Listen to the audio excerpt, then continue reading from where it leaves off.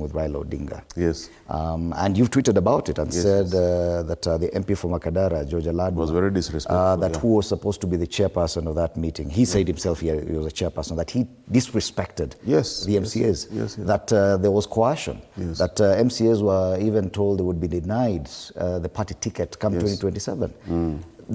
Don't you think that that's, at whatever level, that is no longer consultation, this is coercion?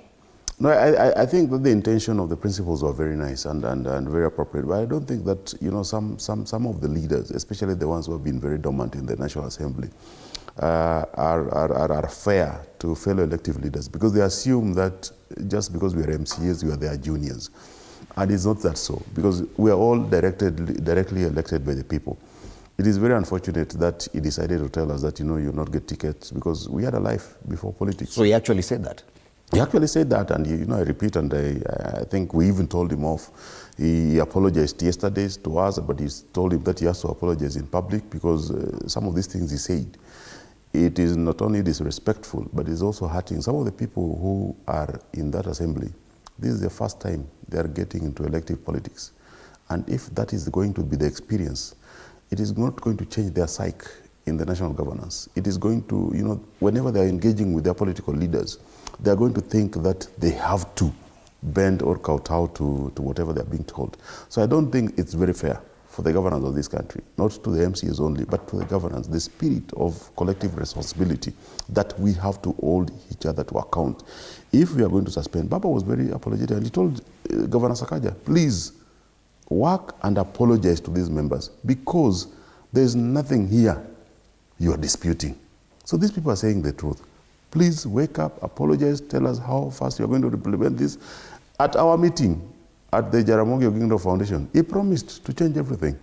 But at night we are hearing that he was very abrasive and arrogant to the UDA, because I think that he thought that he had secured the majority side. He didn't need the minority side to stop the impeachment. You know, actually the impeachment had stopped, so he didn't care what happens next. But we still repeat to Governor Sakaja that if he is not going to change, whatever people think that, you know, money exchange, and, you know, that's an assumption. We can never, you know, whatever claim people are making now against the MCAs, they can choose to make whatever claim.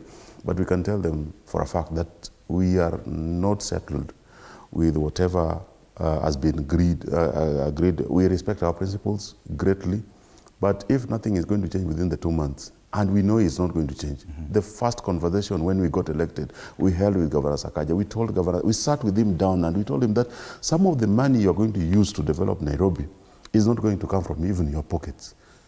Partner with corporates. I told him, the president, where I talked to the blue chips listed, which as a princess in Kileleshwa, in 2022, they made a profit of 231 billion. We approached even 3 of them only. We said, can we work on a modality of reducing the gap between the rich and the poor? Maybe we put a fund under the governor, you know, leadership of governor and the CEOs of these companies. We find a framework. If you go to Upper Hill area, you see that area is very opulent. But in the midst of that opulence, there's a school called Upper Hill High School, which is not, we can say, is not out of the county. But the aesthetics of it has a very poor image on what the county does. If a corporate leader from America comes and visits the Britam Towers, Britam headquarters, or NCBA headquarters, or KCB headquarters, and sit there looking at Upper Hill High School, and they say that, please, let's talk to CEO Russo and the CEO of NCBA and talk to them if they can.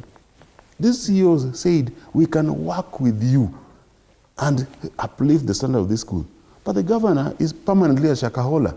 Okay. You know, it is very painful to realize that we are missing a chance. You know, there's a time that we sat as individuals, few individuals, and we say that, Governor Sakaja, we want to help you.